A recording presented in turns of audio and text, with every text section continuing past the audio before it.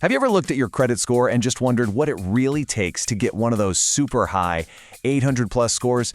You know, the kind that gets you the best loans, the best credit cards, all that good stuff. Well, today we're going to break it all down and demystify that exact journey. And this quote right here, this really sets the stage for us. We're not talking about some textbook theory. This is about a real-world path, figured out through years of trial and error. So, how did he do it? And more importantly, how can you do it too? Okay, this is it. This is the entire game plan. Your credit score is basically built on these 5 things. But just look at those numbers for a second. Your payment history and how much you owe. Together, that's a massive 65% of your score. So naturally, that's exactly where we're going to start. Let's kick things off with the heavyweight champion of your credit score.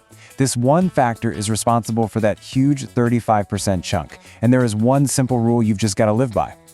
And here it is, the golden rule. I know, it sounds almost too simple, right? But following this one rule guarantees 2 incredible things. First, you'll never pay a single cent in that nasty high-interest credit card debt. And second, you'll build a perfect 100% on-time payment history. But to do it right, you gotta know exactly which number to pay on your bill. So when you get your bill, you'll see these different numbers. The only one you need to care about is the statement balance. Pay that. The minimum payment? Honestly, that's a trap. It's designed to keep you in debt and paying them interest for as long as possible. And the current balance? Don't sweat that one. It just includes new stuff that isn't even due yet. Just focus on that statement balance. And why is this golden rule so incredibly important? Because if you slip up, just one single missed payment can stay on your credit report, pulling your score down for 7 whole years. That is a long time for one little mistake to follow you around.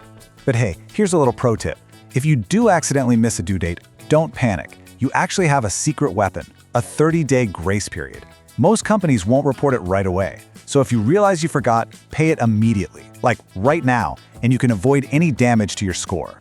All right, let's move on to the second biggest piece of the puzzle. This one is all about something called credit utilization. And trust me, getting a handle on this is a total game changer.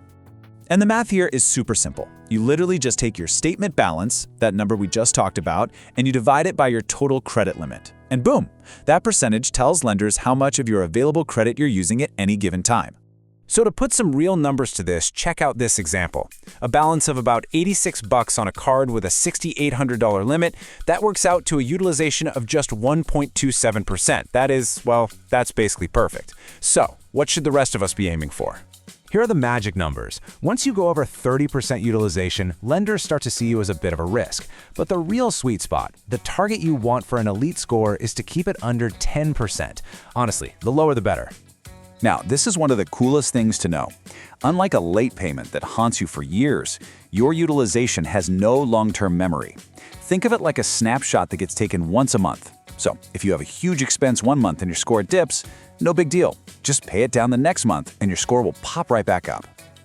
Okay, on to our third factor, which is worth 15% of your score, how long you've had credit. And I'll tell you right now, this is the part of the game where patience is literally your superpower. There are no shortcuts here. So the scoring models look at time in 2 different ways. First, they look at the age of your single oldest account. This acts like a powerful anchor for your score. But second, they look at the average age of all your accounts combined. And every time you open a new account, it's going to pull that average down just a little bit, temporarily. So how do you play the long game? It's actually pretty simple. First, start building your credit history as early as you responsibly can. And second, and this is a big one, never, ever close your oldest credit card, assuming it doesn't have an annual fee. That card is the bedrock of your entire credit history. Protect it. All right, let's talk about that new credit factor, which is another 10% of your score.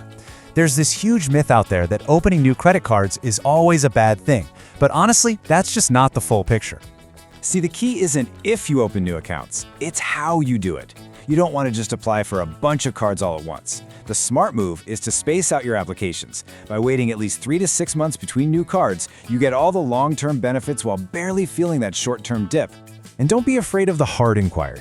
Yeah, applying for new credit puts one on your report, and it causes a tiny temporary dip in your score. But its impact starts to fade after a year, and it vanishes completely after 2. The long-term value of a good new credit card is almost always worth that tiny temporary hit.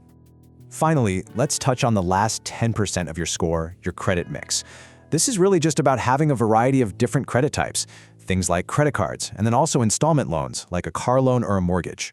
But honestly, this quote from the source material says it all. You really shouldn't sweat this one. You should never ever go into debt just to try and improve your credit mix. Just think of it as the cherry on top. As you go through life, you'll naturally get different kinds of loans, and your mix will build itself. Don't force it. So, let's boil it all down. These right here, these are the 5 simple habits that will build you an 800+ credit score. Pay your statement balance on time every single time. Keep your utilization way down, under 10%. Protect your oldest credit cards. Be smart and strategic when you apply for new ones. And just let your credit mix happen on its own. At the end of the day, there are no real secrets or magic tricks to getting a great credit score. It's not about finding some clever hack. It's about building simple, consistent habits. Time and consistency are your 2 most powerful tools. So the only question left is, now that you have the roadmap, are you ready for the journey?